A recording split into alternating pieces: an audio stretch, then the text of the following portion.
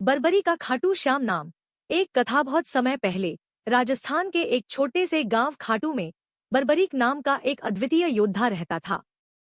बर्बरीक महाभारत के युद्ध में भाग लेने वाला एक महत्वपूर्ण पात्र था।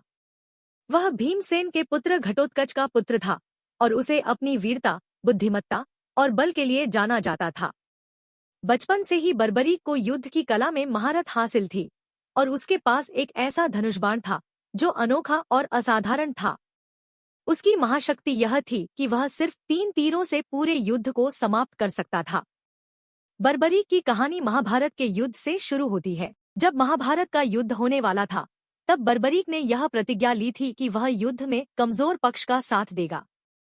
उसकी इस प्रतिज्ञा के पीछे उसका न्यायप्रिय स्वभाव और दया का भाव था। उसने अपनी माता को यह वचन दिया था कि चाहे कुछ भी हो जाए, वह सदैव उन लोगों का पक्ष लेगा जो संख्या में कमजोर और साधनहीन हैं। इस प्रतिज्ञा के साथ बर्बरीक ने युद्ध में जाने का निश्चय किया।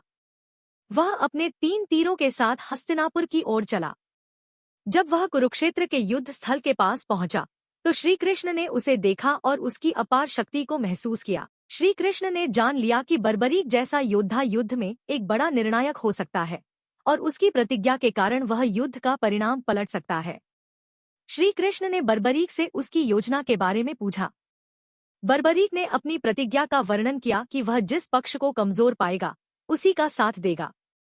श्री कृष्ण ने उसकी शक्ति का परीक्षण करने का निश्चय किया और उससे पूछा, तुम इस युद्ध को कैसे समाप्त करोगे?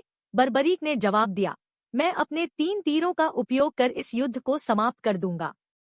पहला तीर युद्ध क्षेत्र में सभी को चिह्नित करेगा जो बचने योग्य हैं और जो मरने योग्य हैं। दूसरा तीर उन सभी को नष्ट कर देगा जो मरने योग्य हैं और तीसरा तीर उन लोगों को वापस सुरक्षित स्थान पर पहुंचा देगा जो बचने योग्य हैं। श्री कृष्ण को यह समझ आ गया कि बर्बरीक की यह शक्ति अत्यधिक प्रभावशाली है और उसका उपयोग युद्ध के परिणाम को नाटकीय रूप से बदल सकता है। उन्होंने बर्बरीक से एक और प्रश्न पूछा, तुम किस पक्ष का साथ दोगे? बर्बरीक ने दोहराया कि वह कमजोर पक्ष का साथ देगा। तब श्री कृष्ण ने उसे यह समझाने की कोशिश की कि युद्ध की स्थिति के अनुसार एक बार यदि वह कौरवों का साथ देता तो पांडव कमजोर हो जाते और फिर वह पांडवों का साथ देता। इस तरह वह निरंतर पक्ष बदलता रहता और युद्ध का कोई अंत नहीं होता। इस स्थिति को समझकर श्री कृष्ण ने सोचा कि बर्बरीक को इस युद्ध में शामिल नहीं होने देना ही उचित होगा। परंतु वे जानते थे कि बर्बरीक की वीरता और उसकी शक्ति का भी सम्मान किया जाना चाहिए। श्री कृष्ण ने बर्बरीक से कहा, इस युद्ध को देखने के लिए तुम्हारा बलिदान आवश्यक है। तुम यदि इस युद्ध को समझदारी से देखोगे तो तुम्हें परम ज्ञान की प्राप्ति होगी। श्री कृष्ण ने बर्बरीक से उसका शीश मांग लिया। बर्बरीक ने बिना किसी झिझक के श्री कृष्ण की इच्छा का पालन किया और अपने शीश का दान दे दिया।